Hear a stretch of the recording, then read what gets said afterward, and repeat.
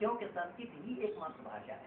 आज परमात्मा की ऐसी अनुकंपा है, हालांकि आपको भी विश्वास नहीं होगा, मैं 32 साल की आयु में आकर के हिंदी और संस्कृत सीखा हूँ। मैं हिंदी का नहीं जानता था, संस्कृत का था नहीं जानता था। और मेरे परिवार में धोती भी मैं पहले रखती हूँ, जो मैं धोती पहना हूँ। मेरे परिवार में धोती पहनना भी काफिराना लिबास नहीं तो ऊंचा सा पजामा पहन के घूमते थे। तो अल्लाह को अच्छा लगता था। तो 25 साल की आयु में आकर के मैंने हिंदी और संस्कृत पढ़ना शुरू किया। बिल्कुल नहीं रखते बेटे, यहीं रखते इससे पहले मैं हिंदी जानता ही नहीं था। तो ये सब करने के बाद मैं कुरान से ही हवाला दिया कि एक ही मात्र भाषा है जो संस्कृत, जिसको संस्कृत को अरबी जुबान में कहता हूँ उम्मुल लिसान, उम के माने मान, लिसान के माने जुबान, सभी जुबान की जननी है संस्कृत। तो जब मैं हॉलैंड में जितने रेडियो स्टेशन, चाहे आमस्टरडम में हो, Den Haag में हो, रोटरडम में हो, जितने रेडियो स्टेशन है, 3 महीना लगातार लाइव प्रोग्राम चलता रहा मेरा। तो एक मुसलमान ने सवाल किया कि आपके पास क्या प्रमाण है कि संस्कृत ही मानव मात्र की भाषा है? तो मैंने कहा उसामा बिन लादेन के घर में एक बच्चा पैदा हुआ, डब्ल्यू बुश के घर में एक बच्चा पैदा हुआ, और बाल ठाकरे के घर में एक बच्चा पैदा हुआ। तो बताओ कि तीनों बच्चे को रोने, हंसने, चिल्लाने, पुकारने की आवाज़ एक ही अलग है? बोले एक है। एक तो अमेरिका में पैदा हुआ, दूसरा भारत में पैदा हुआ, तीसरा सऊदी अरबिया में पैदा हुआ।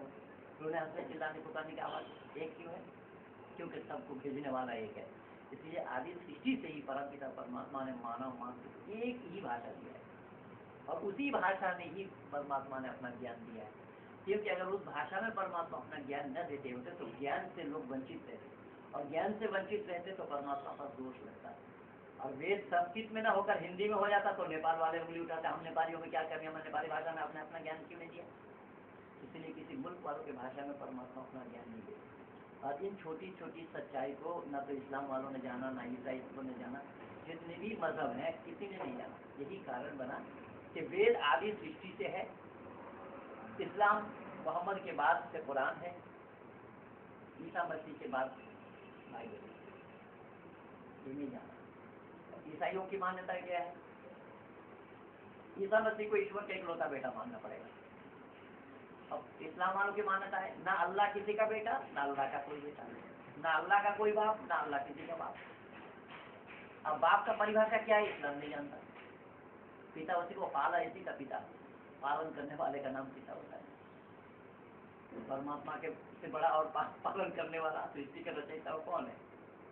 लेकिन इस्लाम नहीं मानता इस बात को।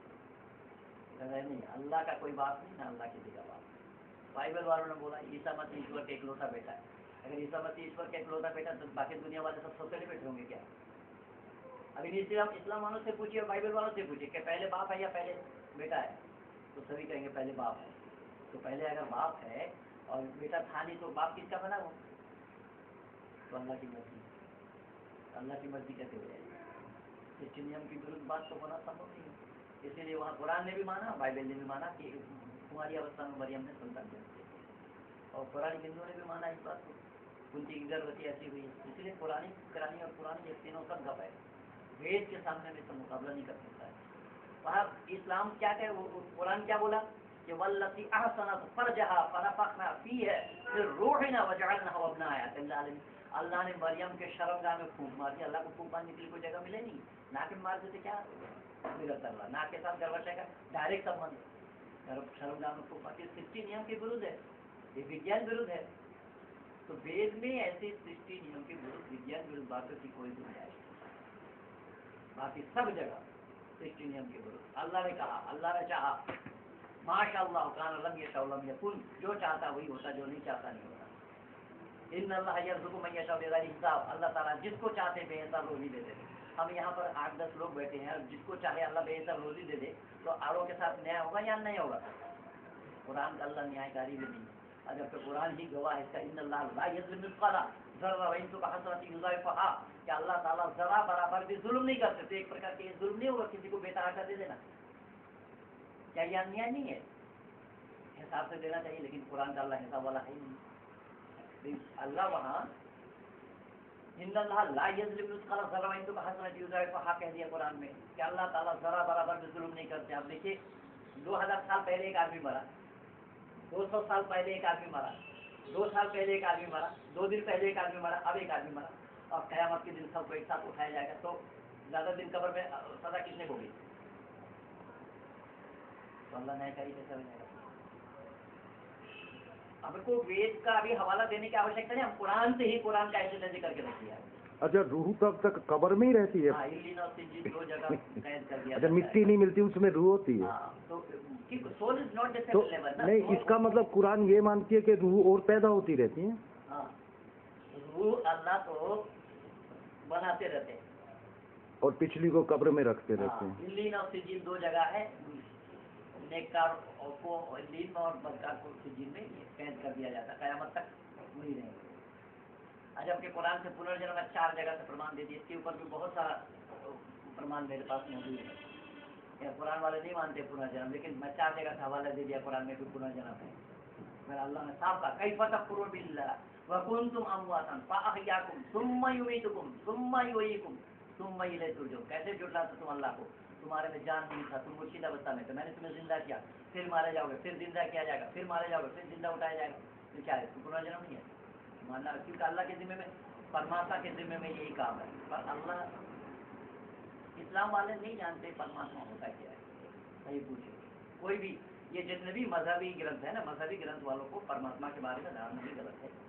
महदूद एक शख्स को ही अल्लाह माना है, जो 7वां आसमान पर बैठता है, बाइबल में 4था आसमान पर बैठता है, कोई डिक्टेटरशिप चलाता है। अब देखिए वह कुरान में अल्लाह ने वह हमें आरशराब का फौक़हुम यौमइज़िन समानिया बोला कि अल्लाह ताला क़यामत के दिन 7वां आसमान से नीचे को उतरने लगेंगे, जिस सिंहासन पर बैठ करके उतरेंगे उसको 8 फरिश्ते थामे हुए होंगे, रोके हुए होंगे। तो अल्लाह को मुजस्सिम होना जरूरी होगा। ये फरिश्ते कहाँ पे खड़े हैं? एक मिनट, अल्लाह, कुरान का अल्लाह शरीरधारी है, मुजस्सिम है, लेकिन वेद कहता अशुक्र बकाया वो बाबा तुलसी बिना पग चले सुने बिनु काना, वो बिना पैर का चलने वाला, बिना कान का सुनने वाला। वेद जो अशुक्र मकायम शब्द है वेद के अंदर, परमात्मा को काया नहीं, कोई छवि नहीं, प्रतिमूर्ति नहीं, ना तत्व प्रतिमा, ईश्वर की कोई प्रतिमा नहीं, कोई प्रतिछवि नहीं, कोई प्रतिमूर्ति नहीं। अब आपके साथ घटना ये घटी कि कौवा कान ले गया वाला, आपने अपने, अगर वो आपकी गलती नहीं है, वो हिंदू घराने वालों की गलती है, क्योंकि मुसलमान जितना भी अमीर हो या गरीब हो, अमीर आदमी होगा तो कॉन्वेंट में भेजेगा, जा रहा है, लेकिन घर में आएगा तब उसको कुरान रटना है, उसको कायदा पढ़ना है, चाहे मदरसा में जाकर के पढ़े, मस्जिद जाकर के पढ़े, या घर में माँ बाप के पास पढ़े। लेकिन यहाँ है नहीं कोई। जितना गरीब होगा, रिक्शा चलाने वाला, उसके घर में बच्चा पैदा हुआ तो 100 रुपया दे करके मौलवा बुला करके उसको कान में आजान और तकबीर सुनाई जाएगी। हमारे यहाँ फैनेटिक नहीं है, कैथोलिक बच्चे, तो उसमें हमारे यहाँ भी नियम है, लेकिन हम करते नहीं हैं। तो खैर, तो मैंने निवेदन किया कि कुरान के संदर्भ में जब आप अल्लाह को देखेंगे ना, तो अल्लाह ने मैं हजारों, और अल्लाह तो मकर करने वाला है, वह मकरू व मकर अल्लाह, अल्लाह खैरुल माकिरीन। अल्लाह का तुम मकर करने वाला, मैं भी मकर करता, मैं तुमसे बड़ा मकर करने वाला। मकर के माने होता है धोखा। तब कुरान का अल्लाह ही बंदों के साथ धोखा करे, इसलिए मैं लिखा हूँ कि बंदों को देख कर मुनकिर हुई है दुनिया, ऐसे बंदे हैं जिस खुदा के खुदा कोई अच्छा खुदा ना होगा। जब ये शेर मेरा नहीं है, ये तो बड़ा पुराना है, इस्लाम वालों ने दिया है। तो कहने का मतलब है कि अल्लाह के बारे में पहले जानना पड़ेगा हमें। सबसे बड़ी भूल हमारी ये हो रही है कि हम जानना नहीं चाह रहे, और जानकारी दी भी नहीं जा रही है। बाप दादा को मालूम नहीं है तो हमें कोई जानकारी दी। हिंदुओं के साथ सबसे बड़ी परेशानी यही है कि हमने अपने को नहीं जाना, दूसरे को पहचानते कहाँ। और हमें ना जानने के लिए यही सिर्फ जितने भी ये गुरुड़मवाद है ना, इन सब गुरुओं ने गड़बड़ जाला किया। ये मुफ्तखोर बना दिया, फोकटबाज बना दिया, हरामखोर बना दिया। ये मुफ्त में सब कुछ प्राप्त करना चाहते हैं, यहाँ तक ईश्वर पर भी हाथ साफ करना चाहते हैं, जो कभी संभव नहीं है। यही कारण बना कि हिंदू अपने देव देवी को पूजने के बाद इनकी तृप्ति नहीं होती कि उस मज़ार में भी जा पहुँचता जिससे इस मज़ार में सीता का कातिल ही क्यों न सोया पड़ा, कौन बचाएगा हिंदू।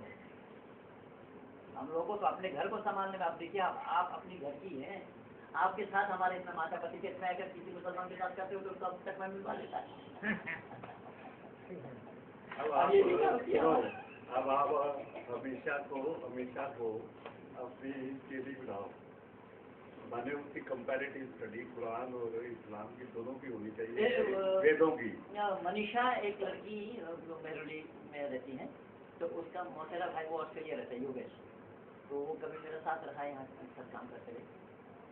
तो जब आया उसने देखा कैसे ऐसे वो कुरान पढ़ना, नमाज पढ़ने का, तो बोले कैसे क्या है, तो उसने फिर बोली, तो उसने बोला कैसे पंडित जी से परिचय करा।